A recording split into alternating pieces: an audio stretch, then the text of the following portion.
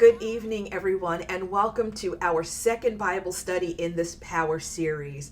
I want to welcome you back and welcome you anew if this is your first time joining us. If you haven't already done so, I encourage you just take a moment and give a greeting in the chat. Let's begin to establish some community and begin to walk together in the Word as we delve into our second person of study for tonight. Last week, we looked at the person of Hannah, and we talked about the power of a praying woman. And I left those of you with some questions to reflect on or some things to think about as we looked at several lessons that the story of Hannah told us. And so if you're not too shy and don't need to get too personal, but if you were here last week, would you mind just sharing in the chat one thing you walked away with? Was there something from last week's lesson that you walked away with to think about or to put in practice that you were encouraged to do or to think about? So take a moment as we begin this lesson, and if you are so willing, please put that in the chat and share with one another. I want you to be encouraged to kind of do the same thing as I move through this lesson. We want to be not just hearers of the word, right, but doers of the word. And so that means that one of the things we want to be asking ourselves and thinking about as we move through these lessons is how I can put into practice the things that pertain to me or the things that hit me. I want to encourage us not to give our word away. And what do you mean by that? I mean that sometimes we're listening to a sermon, we're listening to the Bible study, we're reading the scripture, and in our mind, we're coming up with all the people who need to hear this. Lord, if they just heard that word, if they were just here to hear this message, this is just for them. Well, don't miss your word because you've got an ear listening for everybody else. In this moment, in this Bible study series, in this women's season, take the time, as I said with Hannah. She centered herself and she centered her needs in her place of prayer. Tonight, I invite you to sit and to center yourself, that you might hear what word there is from the Lord for you, how you might apply it, and the kind of difference it could make in this Lenten and in this women's season. All right, so let's jump in. The woman for tonight is Abigail.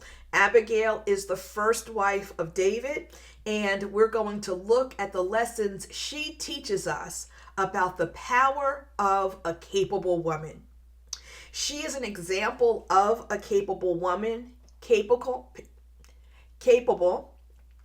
meaning having the ability, the fitness, or the quality necessary to do or achieve a specific thing. A person who is competent, someone who can achieve efficiently what one has to do. And we see in this story in 1 Samuel chapter 25, a woman who clearly fits that definition. Let me pause before we hop into her story simply to say, when we talk about being a capable woman, understand that we can build our capabilities, that some things that we may not be adept at right now, we can become capable if we're willing to consider where we're falling short or areas where we need to grow or how we might improve some things or how we might put into practice some of the lessons that we have already learned in life and not repeat the same mistakes or not continue to do it as inefficiently as we did it before. In other words, we commit within ourselves that if we know better, we are going to do better. And if we don't know how to do better, we're going to take the time to figure out how to do just that. So right now, you may not be as capable as you want to be in some areas. I hope in this lesson, these lessons that we're learning from Abigail will inspire us and encourage us and also enable us to know that if we're not as capable as we want to be right now, if we're not as competent in some things as we want or need to be right now, then we will begin the process of seeking out the knowledge, the mentors, the information, the skill set to develop that capability.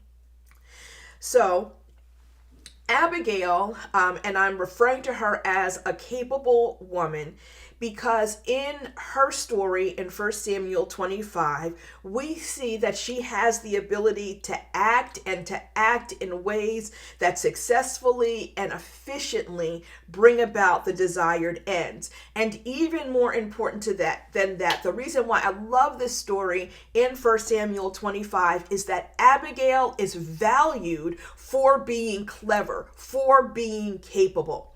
So when you look at 1 Samuel chapter 25, verse 23, Abigail is described as clever and beautiful.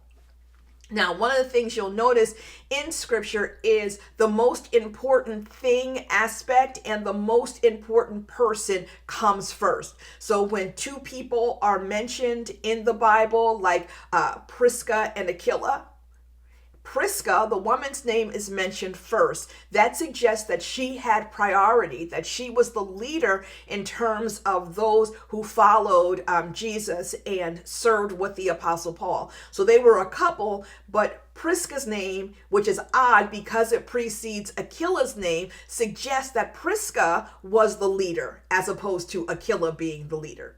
And here in verse 3 of Samuel 25, Abigail is described as clever and beautiful, right?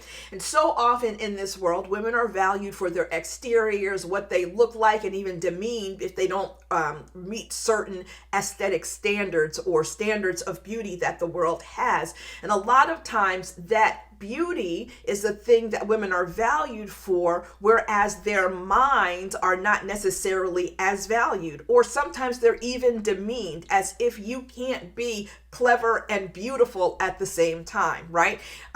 So Abigail, the description that's given for her in the Bible begins with the fact that she is clever, that is the priority, that is the main characteristic of who this person is, and it is primary compared to her external appearance. It is also the focus of the story. What we're going to see in Abigail's story is not that she was, how she used her beauty to achieve what it was that she was trying to do, how she used her beauty to save her household. But we're going to see how Abigail used her mind, her capabilities, her wit, her wisdom in order to save the family from impending disaster. Abigail is referred to as clever, and later on we are going to see that her husband is going to be referred to as a fool, a person who is foolish, who is ungodly. The Bible describes him as being rich, but surly and mean. So here's the backstory of this passage, and I commend 1 Samuel 25 to you to read at your leisure, or perhaps as part of your devotion during this upcoming week. David has been anointed as king. The rift between him and Saul is already apparent. Saul recognizes that David is to become the king and the king in his place. And so Saul begins to go out seeking to take David's life. So David has been out in the wilderness, running away from Saul, trying to get away from his army, his people, moving into Philistine and foreign territories in order to escape Saul. And he has also gathered various men have come to be with David. David has become sort of this leader of this ragtag band of individuals, right? And so David is out there in the wilderness, and while he is out there, Nabal's herders and shepherds are there tending Nabal's flocks. So they're, out and separated in the wilderness. They're taking these sheep to various pastures to graze, watching over and protecting them. And David's men are protecting Nabal's men while they're out there. So they're making sure nobody tries to steal from Nabal. They're making sure nobody is harassing the shepherds. They're making sure that they can just do their jobs and do it in peace. Nobody's asked David or his men to do this. It is not required of him, but of their own volition, they are looking out for these shepherds who have and are tending Nabal's flock. So it's not just benefiting the shepherds, it's also benefiting Nabal because he's the owner of them. So feast time comes around. And they know that they're going to start shearing the sheep. They're going to start slaughtering animals. They're going to be preparing feasts. And they're going to be entering into a time of plenty and celebration. So David sends word to Nabal saying, hey, can you send us some stuff? Like, we've been out here, we've been looking after your shepherds, we've been making sure what you have, doesn't come to any harm. Nobody bothers your stuff, nobody bothers your people. Can you send us some during this feast time? Nabal's response to that is, who is David? I don't know him, and everybody out here running away and doing stuff. Like, why am I going to send my stuff to him? David becomes incensed and says, strap up everybody, because we're going to go down there. We're going to kill Nabal. We're going to kill his whole household.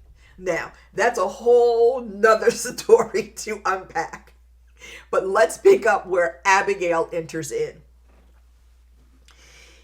Once the news comes to the servants of Nabal of what David's plans are, one of the young men, according to 1 Samuel 25 and 14, told Abigail, Nabal's wife, David sent messengers out of the wilderness to salute our master, and he shouted insults at them. And he goes on to continue telling Abigail sort of what happened and what David's men are planning to do. So the first lesson that I see in Abigail as a capable woman is trust your work to speak for you. That when everything goes down and they recognize the danger that they are in, apparently Abigail already has the reputation of being clever, of being capable, of knowing how to handle situations that her husband has been mishandling. They are clear within this household who you go to when a problem has arisen and who you go to when you need someone who has good sense. Because oftentimes, y'all, we can't measure a person's capability by the title that they have. Lord knows we live in that example right now. The person with the title isn't always the real leader. They're not necessarily a capable or a good leader.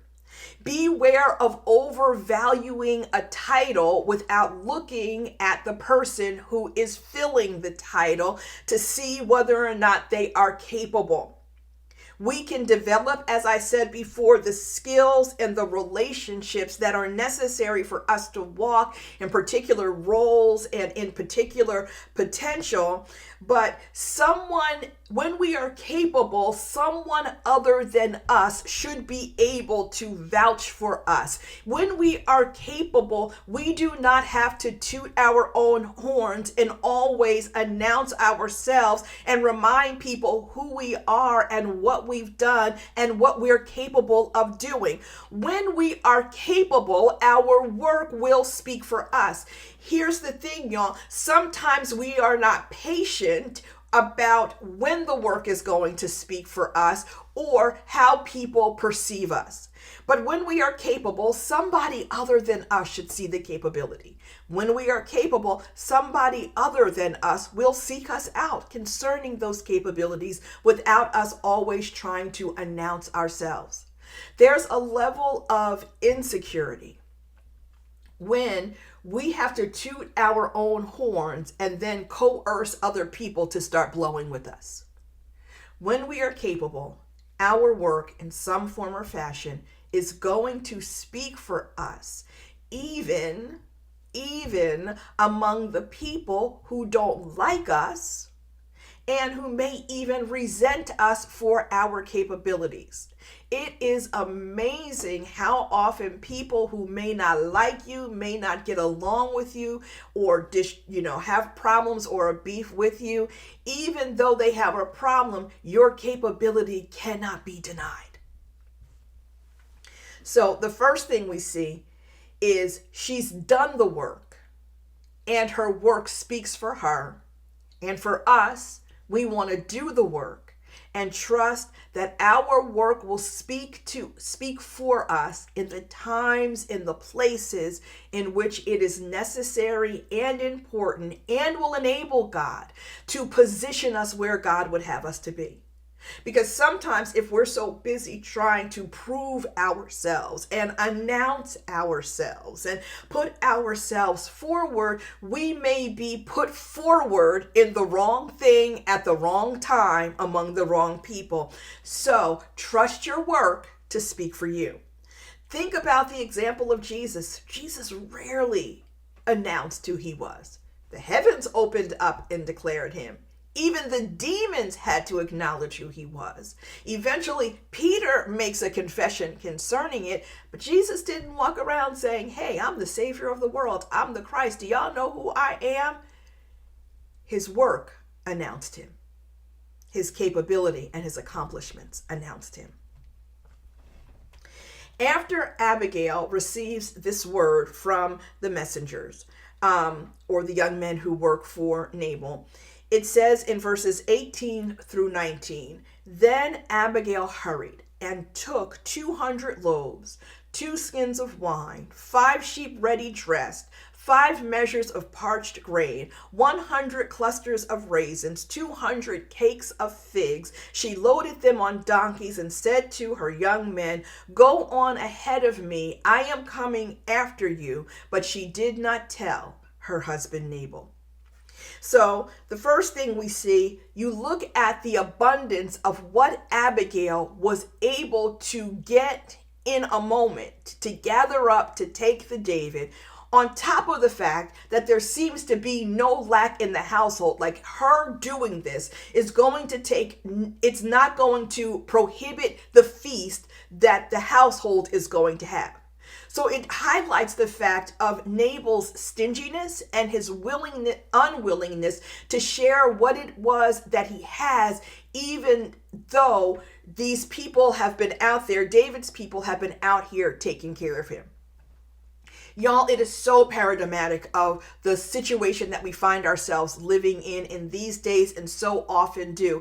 This sense in which this belief that just because people have a lot, they're going to take care of the people who enable them to have a lot or to keep what they have, that the people on top are going to respect the work that those who are socially or economically or professionally beneath them, those who are doing the hands-on labor in order to secure the goods, in order to secure the profit, in order to secure the increase, are going to benefit simply from the good nature and abundance of those who have much.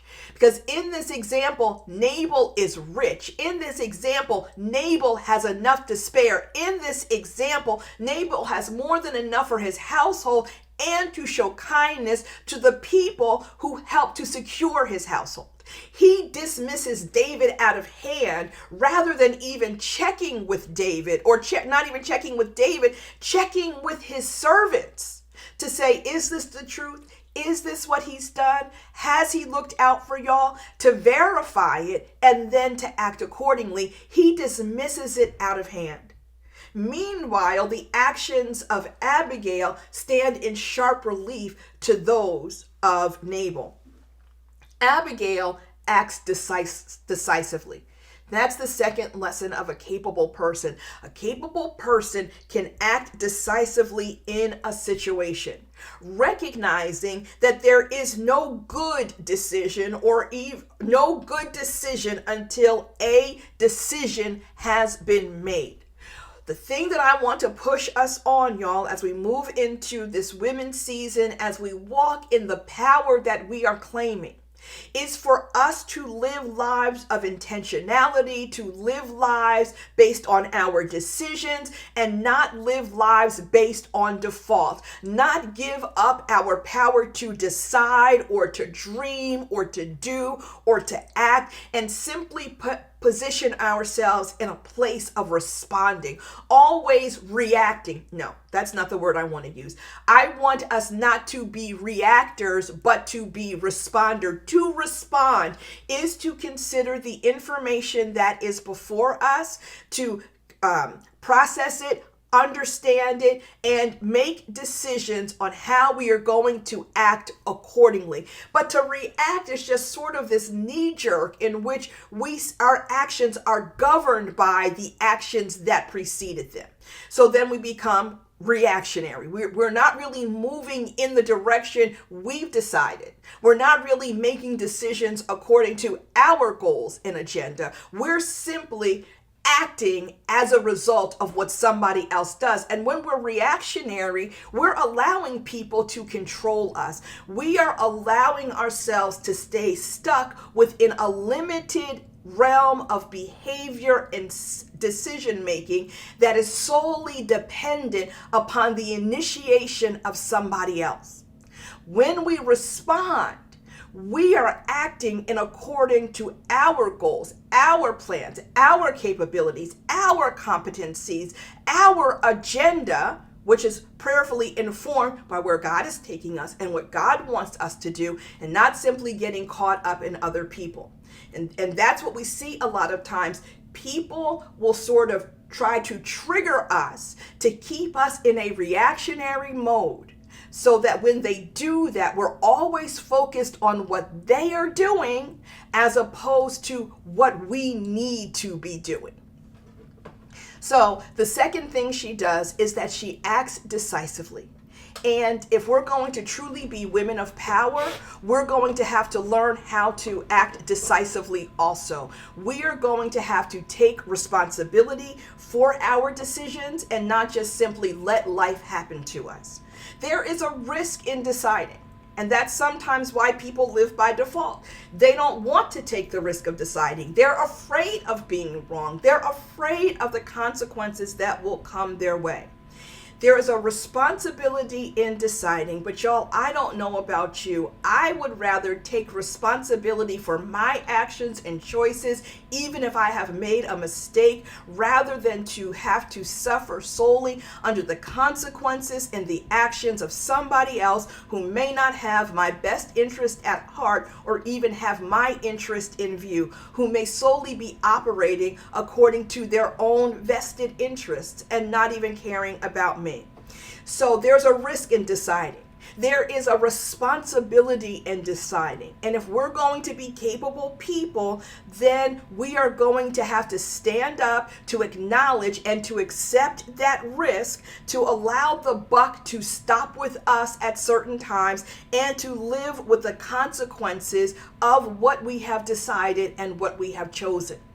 But a capable person develops their skill set so that they can make the best possible decisions. A capable person who is rooted and grounded in God isn't just simply making decisions out of the air, but are making decisions that are the result of their deep relationship, commitment, and loyalty to who God is, and being led by the Spirit of God. And when that happens, y'all, even if we mess up, even if we make a mistake, even if we mishear, the relationship that we have with God is one that trusts God to realign us, to watch out for us, to be gracious to us when we have made the best decisions that we could out of the integrity of our own hearts.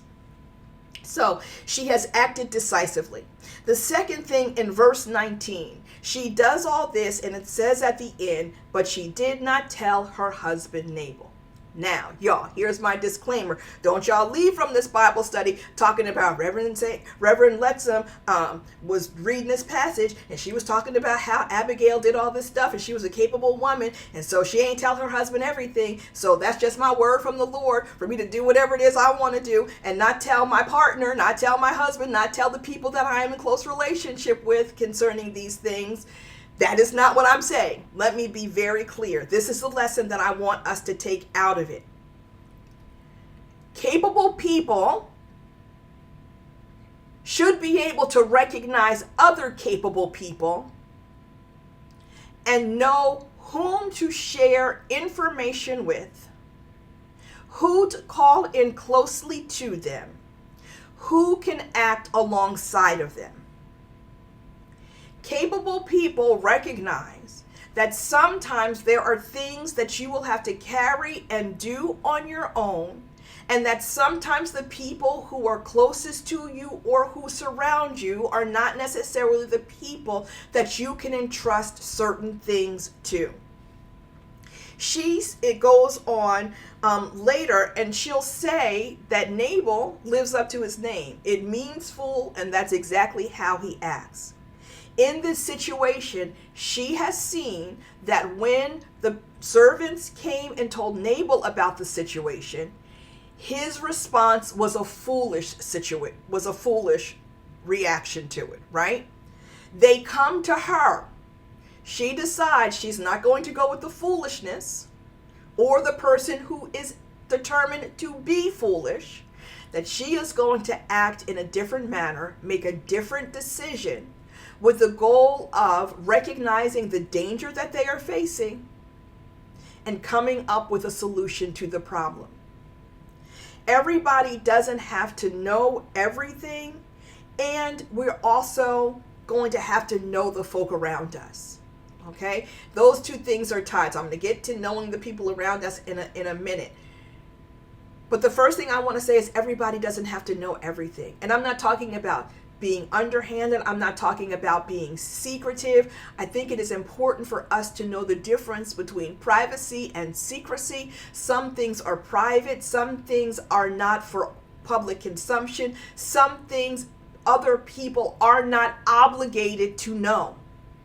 And if we're going to be capable and wise wisdom, we're going to have to know the difference. Some stuff people don't have a right to. Everybody doesn't have to know everything. So we go down to verse 23 through 25.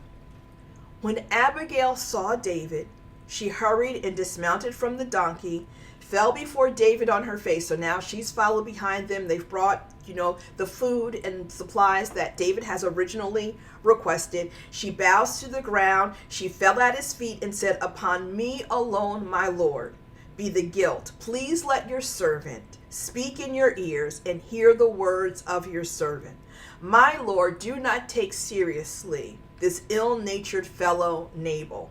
For as his name is, so is he. Nabal is his name, and folly is with him.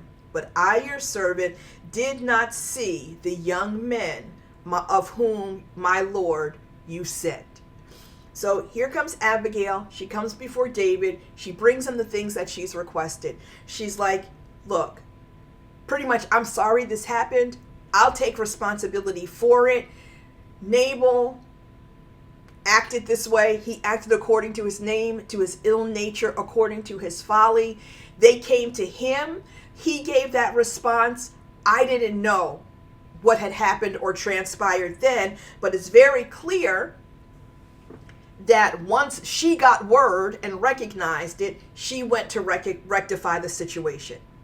The first thing I see in Abigail here in verse 23 is that she knows how to show respect. A capable person is not intimidated by another capable person. A capable person can also respect somebody who may rank higher in some areas than they do. That is not a question of an individual's personhood. It is a recognition that sometimes people rank higher on your job. They might rank higher when it comes to having leadership within the church or the house of God. They may rank higher on an economic scale. They might rank higher on an educational scale. But who they are is not a reflection of who we are. We are who we are regardless of who other people are. And when we are secure enough to stand in our capabilities, stand in what we know, stand in who we are, then we don't have to compare ourselves to other people. Because when we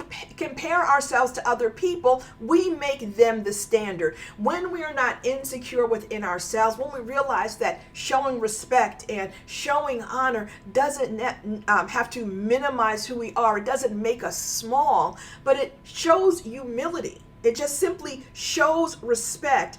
And so a capable person knows that doing this or knowing something and doing something doesn't mean that no one else can know or do something, right? That We recognize competence and capability in other people, and we can respect that.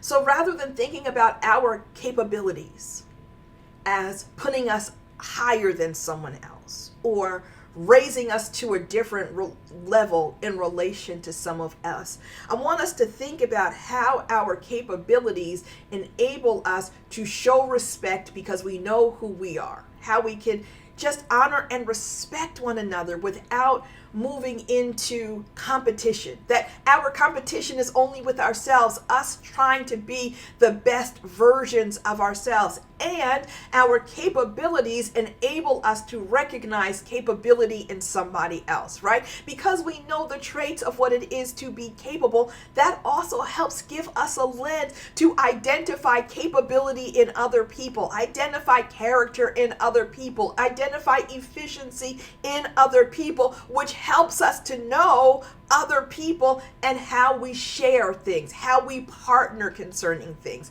how we move in relation to other people. So here she is, and she recognizes David's might, his strength, who he is, and she simply approaches him from a posture of respect. It took nothing away from her decision making, took nothing away from her cleverness. Actually probably was an act of cleverness, right? It took nothing away from who she is. We can maximize opportunities. We can avoid conflicts. We can rectify grievances because we know who people are and who we are dealing with. And sometimes it is our humility that is going to precede our promotion. It is going to be our humility and our recognition that we know how to respect others that can open up and help us maximize opportunities that come our way. Everybody answers to somebody. Everybody answers to somebody. And so being capable doesn't mean that somebody can't tell us something or tell us something to do or show us something that we don't know. Capable doesn't mean I know everything, but it does mean I am efficient. I do know some things. I have something to offer, but I also have place and room to grow and to develop. Too often, y'all, we respect the wrong people. The people who deserve respect, like capability, our capability, as I said, gives us a lens by which to view other people, which hopefully helps us to recognize other people who are capable, other people who are competent, other people who are efficient at what they do, who can move in such a way to achieve goals, to make things happen, right? And do it without causing a mess and mayhem and division in the process, right? That's part of capability. I believe that capability is rooted in character. So what we see here with Abigail is that she's able to act in such a way that she's not causing further confusion and disruption. Years ago, when I used to head Women's Day programs, one of the things that I would try to stress with the women before we began working together, that it didn't matter what we produced in the end, how that came together if we weren't together. That our capability, our ability to get something done would mean nothing if in the process we tore one another down and tore everything up. What good would it be to reach the goal of having X amount of people attend something and X amount of people register for something or raise X amount of money even for a good cause when after that time period was done, we now had to spend the rest of the year trying to piece together relationships that were fractured and were broken and things that were torn down in the process.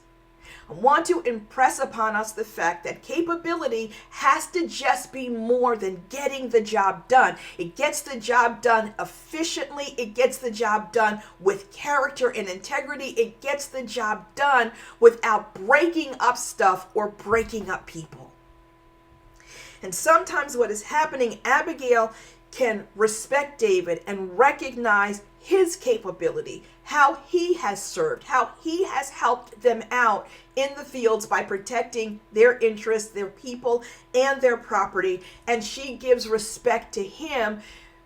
And so often, y'all, we're respecting the wrong people. We're respecting the people who are tearing up stuff. We're respecting people who are doing wrong. We're respecting people who are, whose goals and activities and actions and attitudes are not bringing us to a place that God is calling us to occupy or to be. Sometimes we dishonor those whom we should respect and respect those who really don't deserve honor. But a capable person recognizes whom they need to respect, and they know how to show respect.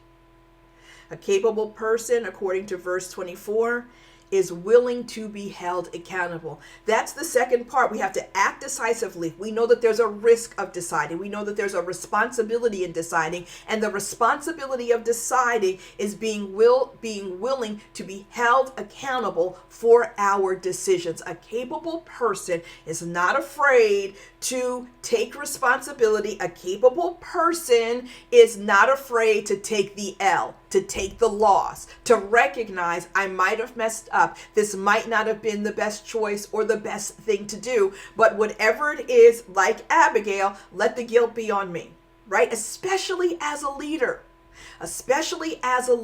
even if it wasn't our quote unquote fault.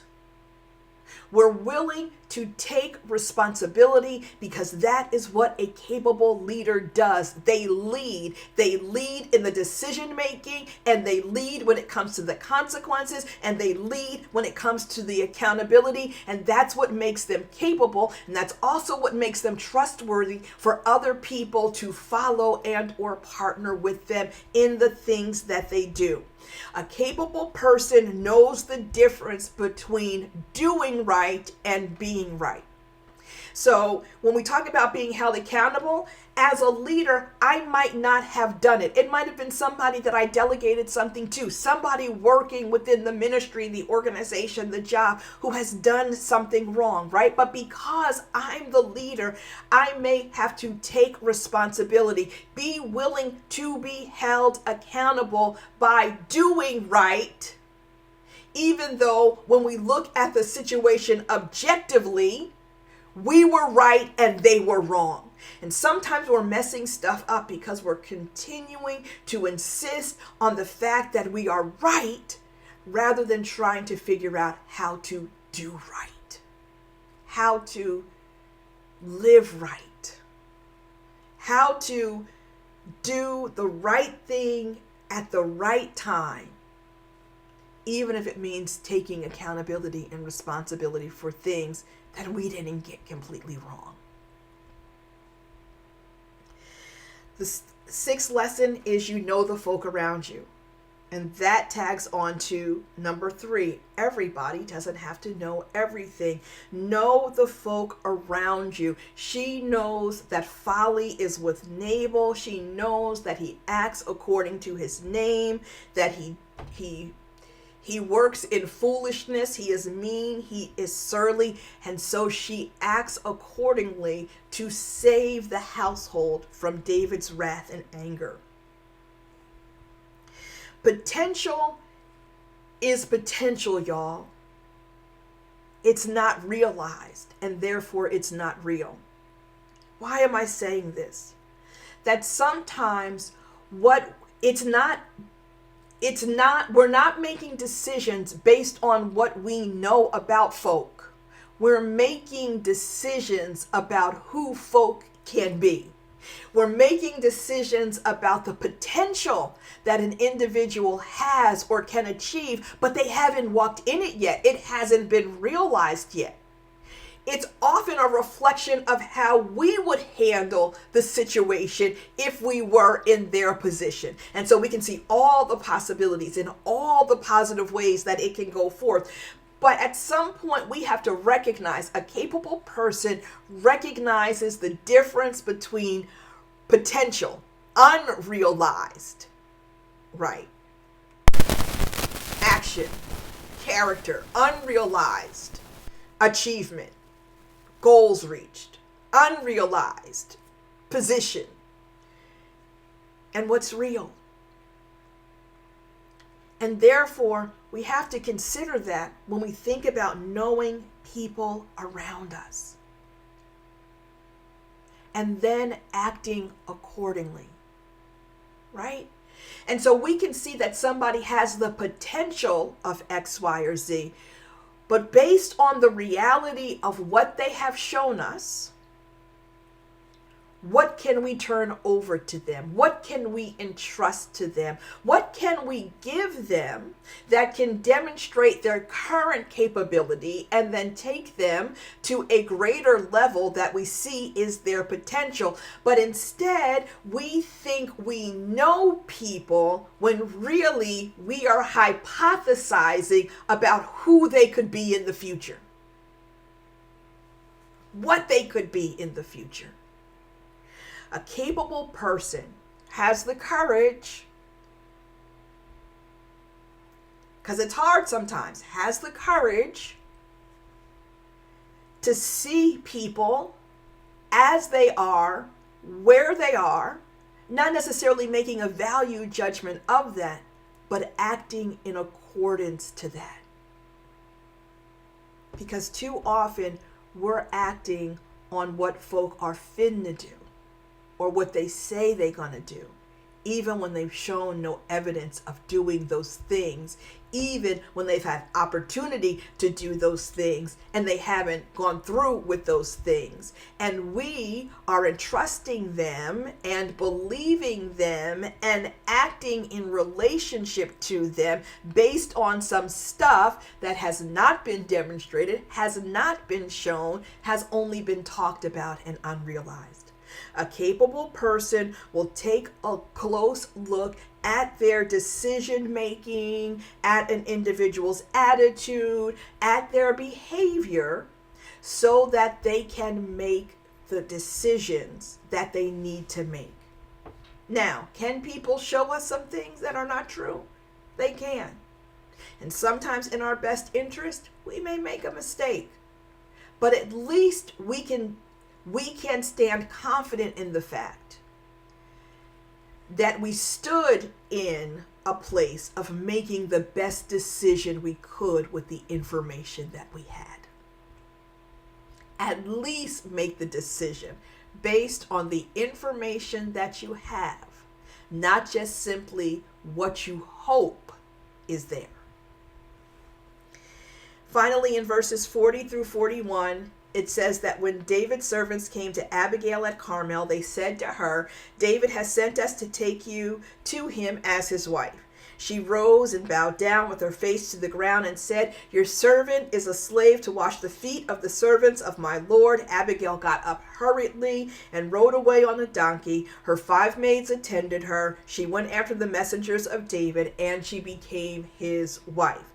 Now, in the interim time, once Nabal finds out that Abigail has sent these provisions to David, he is so incensed, enraged, or whatever. I guess his blood pressure goes up so high that according to the description, it seems like he has a stroke and he dies.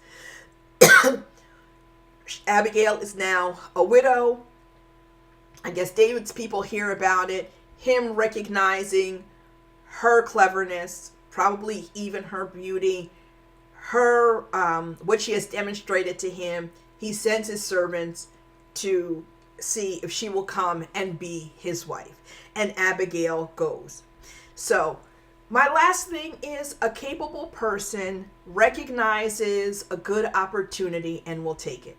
Now let me back up and say this. In this situation, in this time period, the way the story is presented, Abigail going to be David's wife is presented as a good decision. Because she is a woman, she is now a widow, she is in a vulnerable position. Whoever it is that she marries, if she gets the property and it doesn't go to a next of kin of Nabal, who will have to marry her in order for her to stay in that position, or if they have children and then everything goes to the son, her position can be very precarious as a woman in this particular society. So it's not simply that he's dead and she can just, what we could do in this day and age as women, inherit the property, live our lives in peace, not worrying whether or not we need to partner with someone or not, right? That our livelihood and our lives are now economically, financially, and even socially secure based on what was built up while we were in this particular marriage relationship. That's not the case for Abigail. Abigail has an opportunity to now partner with this individual that she knows has been looking out for her husband's property, one who was able to hear her out and change his mind about the damage and the hot-headed threats that he had made. And so for Abigail, she made a decision to not stay in a familiar situation that probably limited her, right? And put her potentially under the control of somebody who didn't have good sense. Because that's the situation she found herself in with Nabal. She was married to a man who was mean, who was surly, and who did not have good sense. And so there's a chance that that could happen again, and she has this opportunity with David to go with someone for whom that may not necessarily be the case. Oftentimes, y'all, there's a temptation to stay in a place that is familiar. Oftentimes, it is a temptation to stay in a place in which our capability has become comfortable. And sometimes the Lord will open up a door and encourage us to step out into some new territory, into some unfamiliar territory that enables us to build on the capabilities that we have already acquired and that we have already developed. And I think that is the challenge of this final lesson of the story, to not pass up a good opportunity. An opportunity can be good even though it is uncomfortable. An opportunity can be good even though it stretches us. An opportunity can be good even though we have to move out of the settled place of, I know who I am, I know exactly how I do it, people around me respect me, people come to me, I've established myself in this place. I don't have to be pressed or afraid because I know exactly what it is I'm confronted with and how to handle these situations. And a door of opportunity will open because our capabilities often open a larger door and puts us in a position that if we are willing, we can grow in some other areas. And so Abigail starts out here as the wife of Nabal in this household, learning how to manage and take care of things. And now she is going to become the wife of the man who will become the actual king of Israel. Bigger title, bigger authority, bigger place, bigger position than where she was. Capable person will not let a good opportunity pass them by. And sometimes the good opportunity is a scary opportunity. And sometimes the good opportunity requires a risk of decision making and a leap of faith. What opportunity do you need to take or consider during this Lenten season? In what ways can you become a more capable woman? What decisions do you need to make as opposed to living by default? Are you avoiding certain things, certain decisions because you think they're going to go away? So you make no decision at all? That no decision is a decision. I'm encouraging you, my sisters, to stand up as the capable woman that you are and learn the lessons of Abigail Your capabilities are going to speak for you. That means doors are going to open. Your capabilities are going to require you to make some decisions. And so you will have to have the courage to act decisively. Your capabilities are going to have to encourage you to make decisions about the people around you, the people you partner with, the people you share with, and the people that you involve in the things that you do. And it's going to become critically important for you to know the people around you. And your decisions are going to require you to be willing to be held accountable. What are the lessons of a capable woman that are speaking to you that you need to walk in? Or perhaps the Spirit is nudging you in during this Lenten season.